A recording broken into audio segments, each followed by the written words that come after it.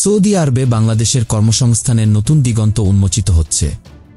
দেশটির ভিশন 2030-এর বিশাল মেগা প্রকল্প ও বৈশ্বিক ইভেন্টগুলোতে দক্ষ ও আধাদক্ষ কর্মীদের জন্য প্রচুর সুযোগ তৈরি হয়েছে। এই প্রসঙ্গে বাংলাদেশ দূতাবাস রিয়াদে একটি মতবিনিময় সভার আয়োজন করে, যেখানে সৌদি আরবের শীর্ষ কোম্পানির মালিক ও কর্মকর্তাদের সঙ্গে আলোচনা করা হয়।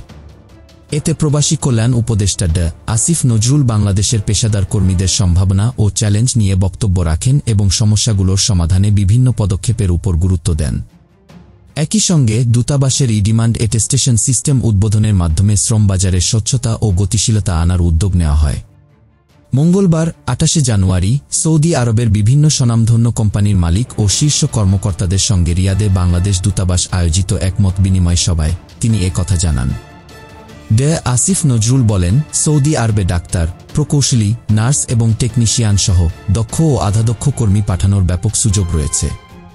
প্রবাসী কল্যাণ উপদেষ্টা বলেন, সৌদি আরবের ভিশন 2030-এর বিভিন্ন মেগা প্রকল্প যেমন NEOM, Red Sea, Qiddiya, Green Riyadh, Amaala, Diriyah এবং রোশন প্রকল্পগুলোর পাশাপাশি 2027 সালে এফসি এশিয়া কাপ, 2029 সালে শীতকালীন এশিয়ান অলিম্পিক, 2030 সালে ওয়ার্ল্ড এক্সপো এবং 2034 সালে ফিফা বিশ্বকাপের মতো বৈশ্বিক ইভেন্টে কর্মসংস্থানের বিপুল সম্ভাবনা রয়েছে।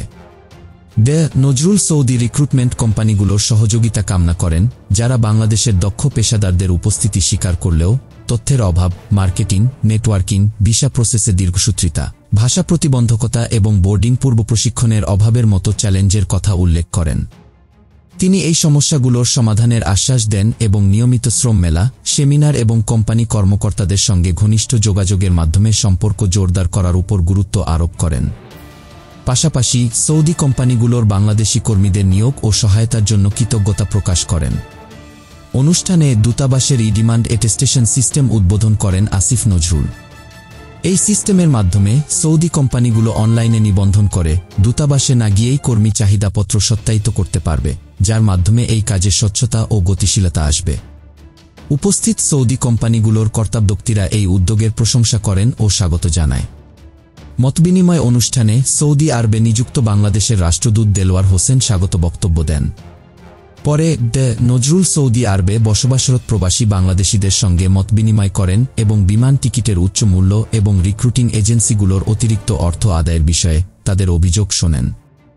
তিনি এসব সমস্যার সমাধানের আশ্বাস দেন এবং প্রবাসীদের দূতাবাসের সঙ্গে যোগাযোগ বাড়ানোর জন্য সামাজিক যোগাযোগ মাধ্যম ও ওয়েবসাইট ব্যবহারের আহ্বান জানান।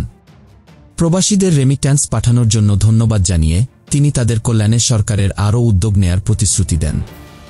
উপদেষ্টা সৌদি আরবের আইন ও সংস্কৃতি মেনে চলার এবং আইনবিরোধী কোনো কর্মকাণ্ডে জড়িত না থাকার অনুরোধ জানান।